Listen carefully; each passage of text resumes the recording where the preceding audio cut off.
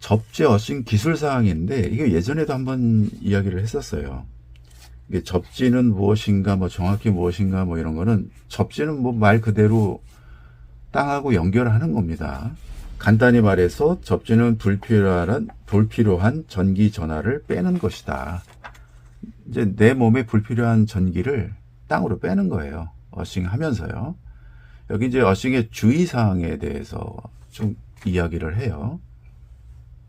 이제 뭐 여기서 30분 이상씩 이제 맨발로 당게 되는 게 가장 좋은데, 여유치 않으면 대용품을 찾을 수 있다. 쭉 얘기하죠. 이 책을 쓴 지도 벌써 20년 정도 된 것 같아요. 이미 오래전에 그런 대용품들이 있었습니다.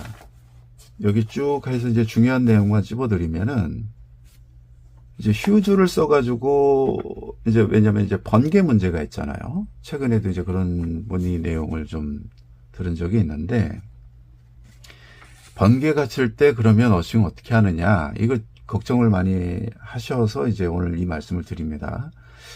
이제 제가 이제 오랫동안 해보니까, 휴즈를 썼을 때, 이제 자동으로 끊기게끔 하는 휴즈를 썼을 때, 책에서는 2mA 정도를 쓸 것을 이야기를 해요.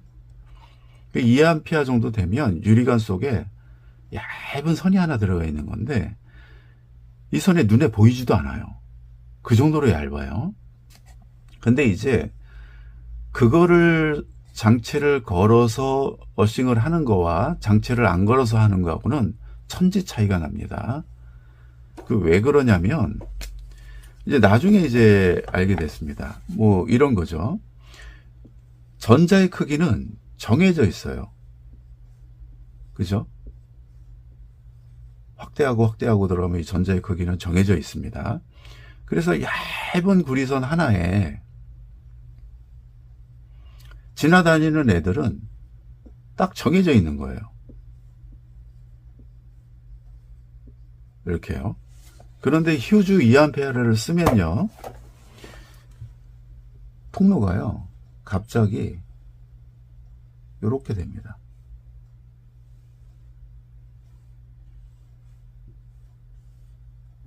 여기다 휴즈를 걸어요.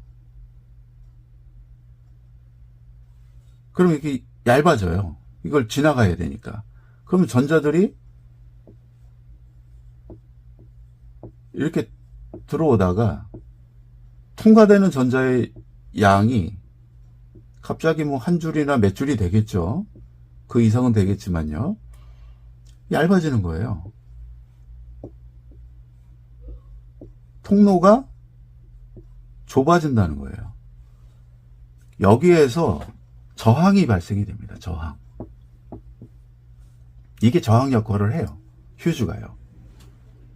그래서 전자는, 그러니까 어싱은 실질적으로 내 몸에 최대한 이 자유전자를 많이 유입시켜야 되는데, 통로가 좁은 거예요. 그냥 뭐 한 선, 한 가닥 얇은 거 가지고 끌어올리는 셈이 되는 거예요. 그래서 이 책을 자세히 읽어보시면요, 이 클린턴 오버는 이런 거 실험을 하면서 이제 걱정이 되면 이런 휴즈를 사용할 수 있다, 안전장치, 이런 식으로 얘기를 하는데,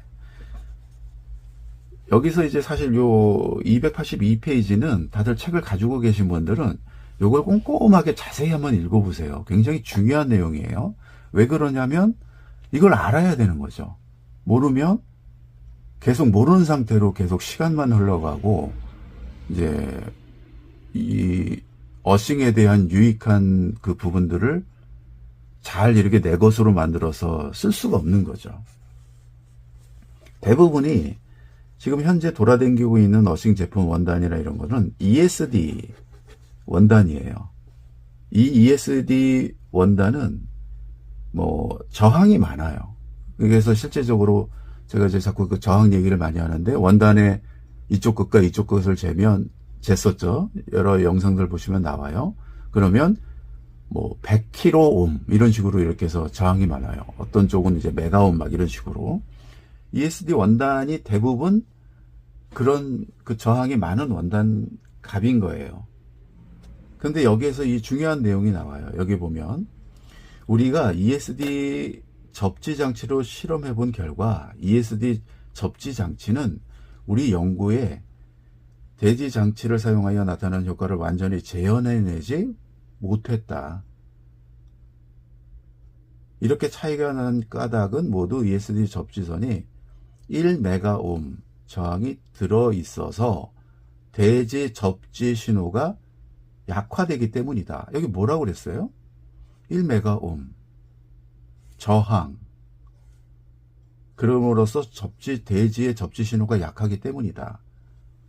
효과가 완벽하게 재현해내지 못했던 거예요. 어싱의 효과를.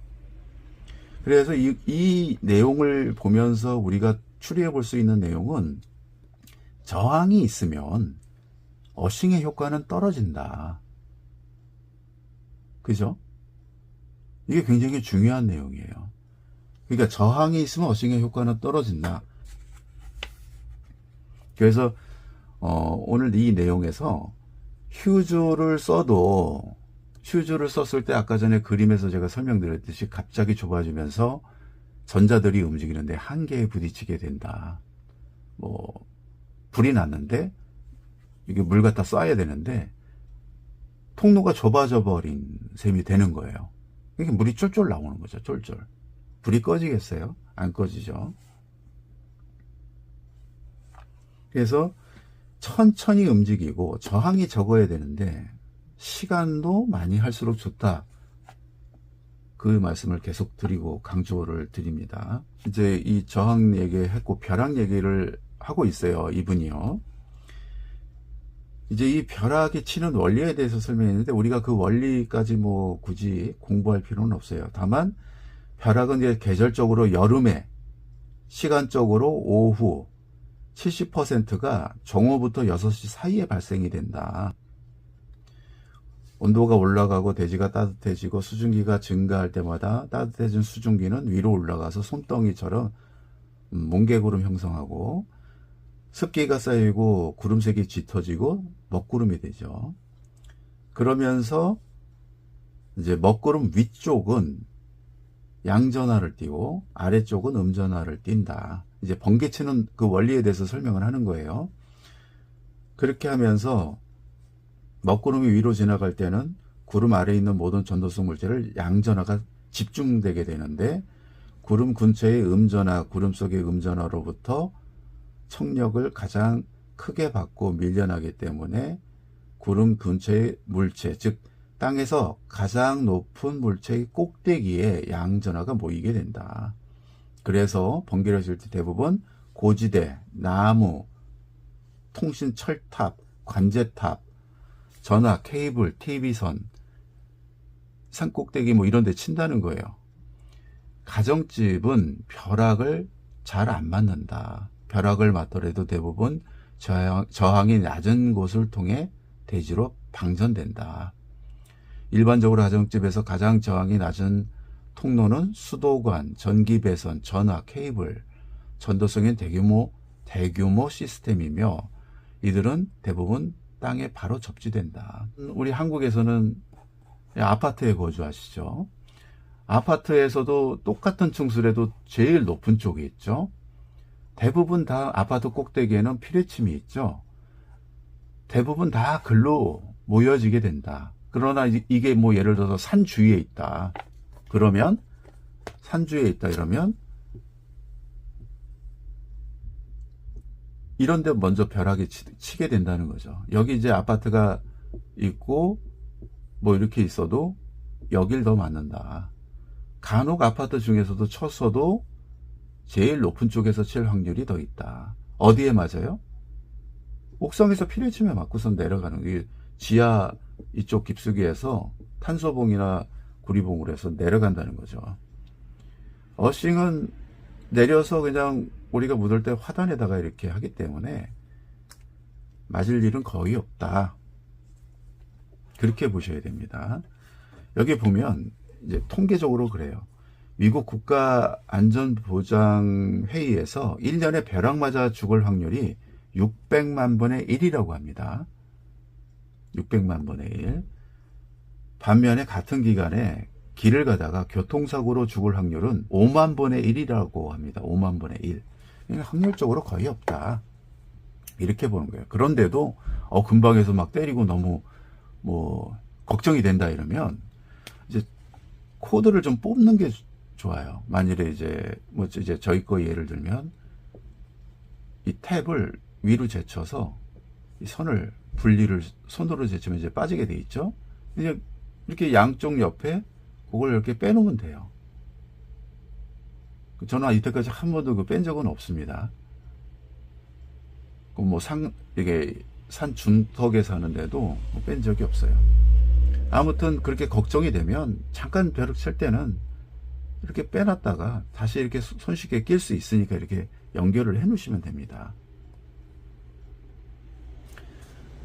오히려 콘센트에서 벼락을 맞으면 가전제품이 어떤 경우에는 터지기도 하죠. 만일에 콘센트에 계속 내가 사용하고 있었다면은 상당히 위험한 결과도 나올 수도 있겠죠. 오히려 더.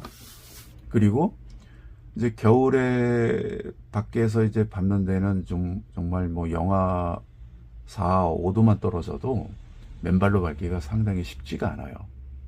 양말을 신고, 두꺼운 양말을 신고, 아무리 그렇게 해도 추위 많이 타시는 분들은 쉽지가 않습니다. 이제 그런 경우에는 이런 대용품들을 찾을 때도 역시 신중하게 고려를 하셔야 되는 거고, 될 수 있으면 그냥 본인이 안전한 곳에서 따뜻한 곳에서 이게 낮에도 있잖아요. 그러니까 햇빛 받고 아침에 하지 마시고 겨울에 이렇게 햇빛을 받은 바위 같은 데가 있어요. 그러면 비교적 그 햇빛을 계속 쬐니까 바위 같은 데가 있으니까 거기에 이렇게 잠깐 낮에 한참 온도 올라갈 때 2시나 3시 요럴 때 바위 같은 데 이렇게 밟는 거 이거 괜찮습니다. 위에 두꺼운 이렇게 파카나 이런 걸로 이렇게 덮으시고 제자리 걸음을 한다든지 해가지고 그런 거 괜찮습니다. 바위가 달궈지면서 그나마 좀 따뜻하고 달궈지면서도 그나마 이제 원적외선이나 이런 게 발산되기 때문에 좀 더 효과적이에요. 이제 그런 방법들을 사용하시는 것도 괜찮다. 그리고 이제 접지 시공이 되어 있고 이렇게 선이 안에 잘 들어와 있다면 제가 소개한 그 조교기 안에다가 이제 넣고 콘센트를 이용해서 빼서 접지 조교기에 넣는 건 절대 하시면 안 됩니다. 외부에서 안전한 곳에서 끌어왔을 때 조교기에 넣거나 대야에다가 소금물을 좀 진하게 넣고서 그러고서 이제 따뜻한 물 부어가면서 이렇게 어싱하는 거 그거 추천합니다. 네, 아무쪼록 건강관리 잘 하시고요. 꾸준하게 좀 귀찮고 이렇게 하더라도 꾸준하게 하시면 좋은 결과가 있을 겁니다. 감사합니다.